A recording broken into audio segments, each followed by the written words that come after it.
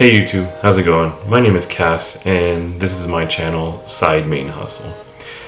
So I'll explain what side main hustle means in a second, but just wanted to basically get my first video out there on this channel and get it to put some content out there, start something up. I've been meaning to do YouTube consistently for a long time, like 7-8 years, if not longer.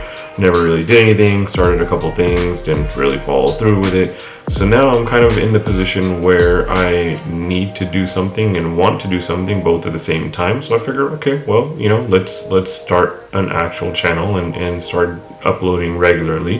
And I'm gonna be doing it anyways on a regular, consistent basis, so might as well film it and bring people along in the process. The reason why I mention side main hustle is because I have always been doing something on the side. I've always been having some kind of side business. I've always been buying and selling something for extra little income here and there, and it has just been something that's just been in my nature. I was thinking about the very first time that I started trying to increase my value from what I already have. And I thought of a couple times when I was in high school and then junior high. I'll get to those in a second. But I kept thinking even further and further back. And I was like, where is it that I originally started? And when did I really get this mentality of hey, I can you know, trade or sell something that has a larger value than it actually has. And I started going back through my memories, and then I was like, you know what? I think I know. And I pulled out from a keepsake box that I have these guys. These are Pogs. If you're not sure what they are, they're little pieces of cardboard. They became really big in the 90s. I think it was like 92, 95, something like that, in that range.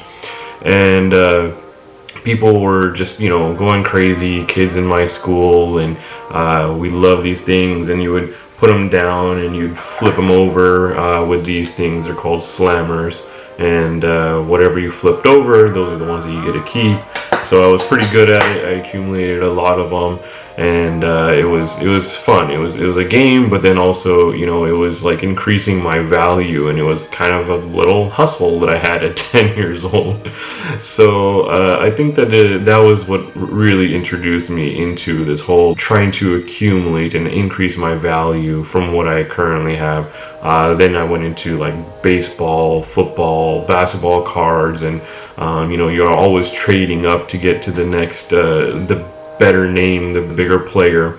So I still have those. Not that any of this is really worth anything, you know, at that time or even in today's standards. When I was younger, I did the normal, you know, lemonade stand, and then because I'm always trying to think outside the box, I was like, well, every kid does a lemonade stand. So I was like, well, what else can I do that's going to require the least amount of effort and get the maximum value? So me and a couple of the neighborhood kids, we decided to open up a Coca-Cola stand. So we would literally just get Coke and Sprite and, you know, Pepsi from our homes and put them in little plastic or paper cups and sell them for, I think it was like 50 cents a cup. Not that it made tons of money or anything like that, but it was just something different and think a little bit outside the box. And I remember when I was a kid, I would love going to garage sales with my mom. It was just a thing that we did Saturday mornings, and I love picking things up for a quarter or 50 cents or $1 or whatever. And when you're a kid going to a garage sale, people are a little bit more willing to come down on your price also. So I was a pretty shrewd negotiator. If something was $1, I'd tell them, hey, I'll give you a quarter for it, and they're like, okay, fine, just take it. So it was fun for me. That was something that I definitely did enjoy doing, and that's kind of what ingrained in my head was all right, well, you know, you can negotiate. Just because something is one price, you don't have to pay that price. I actually didn't start technically flipping things until junior high, and they were trying to not sell candy in the school, which is funny because they still sold sodas all the way to high school, but for some reason candy was just not a thing that they wanted to sell at school. So what I started doing and other kids started doing is we would literally go to the grocery store or Costco or Sam's Club and buy big quantities of candy and literally sell lollipops and candy. And for a junior high kid, I actually made some pretty good money. I was probably making maybe $30 a week just selling lollipops. You'd buy them for, you know, literally 10 cents. You sell them for 50 cents. You buy candy bars in big packs from Costco. Literally double or triple your money from one box of Snickers. Once I got to high school, I didn't have a job until 16, but even then it was part-time. But you know, I was always trying to figure out ways of making money to be able to pay for my own things.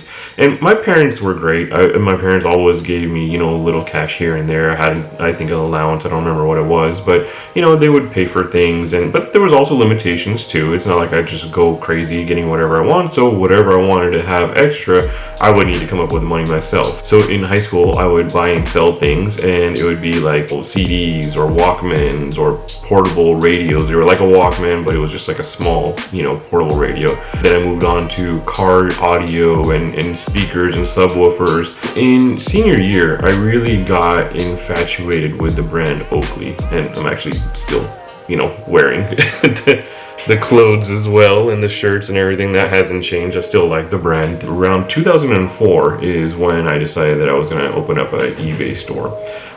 Again, not something that has been a main thing of mine. It was just buying and selling miscellaneous things, small profits here and there. And then my Oakley collection started growing just a little bit throughout the years. I had been in normal jobs, you know, just a normal 9-to-5 kind of thing, and been in different fields. And but whatever job I was doing at the time, I always had some kind of resale going on.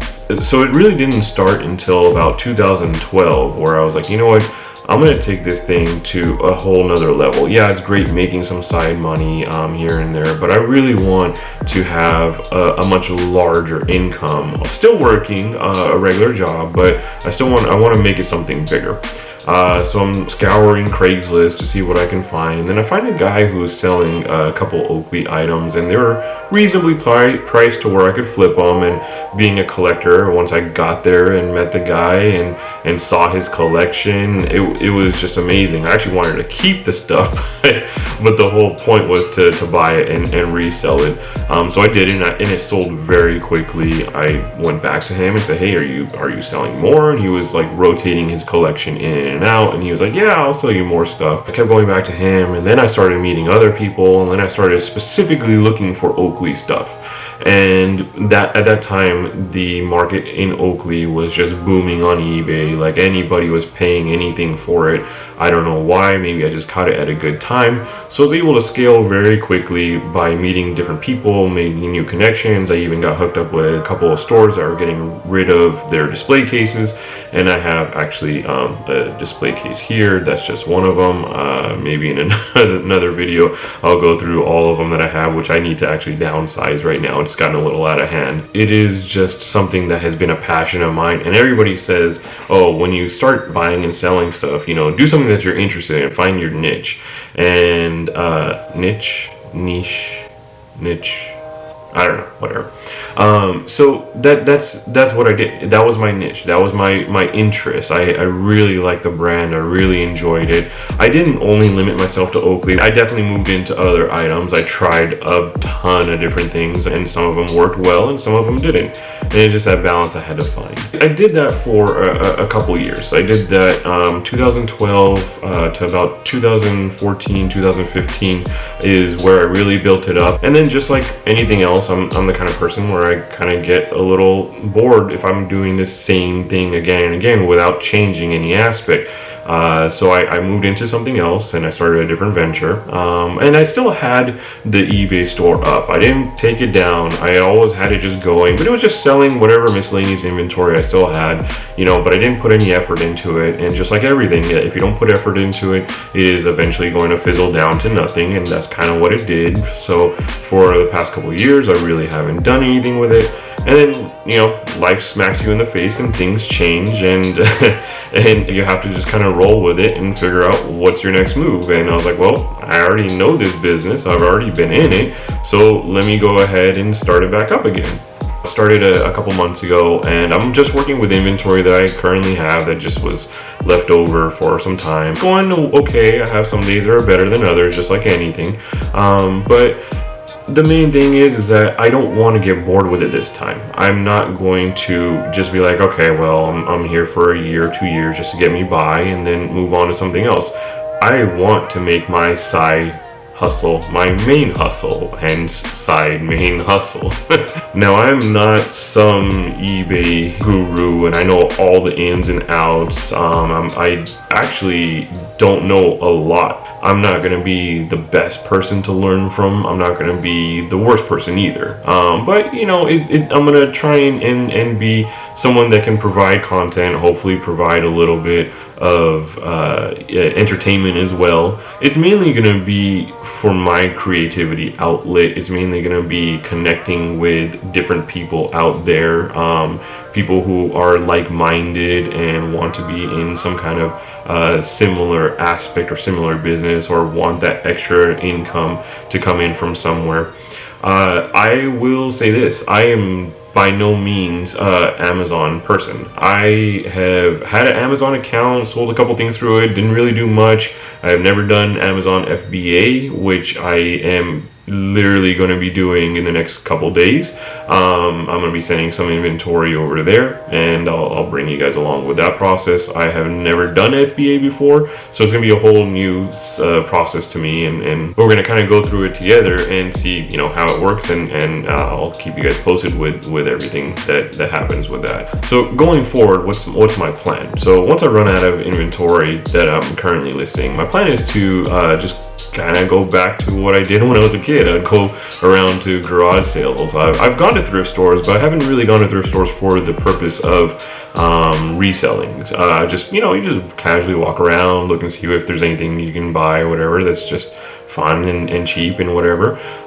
So it's going to be a different experience for me to go to a thrift store looking for something specifically to resell, and it's going to be definitely a learning experience to try and figure out how to do it and what to do. And like I said, I'll bring you guys along, and hopefully you guys can get some kind of entertainment and we can learn together. I hope to be uploading maybe 2 to 3 times a week. So I hope that you guys do come along on the journey with me. If you don't mind liking, subscribing, that would definitely help out. Just watching it and getting this far to the end of the video was great. I appreciate it. Thanks so much, and I'll catch you in the next one.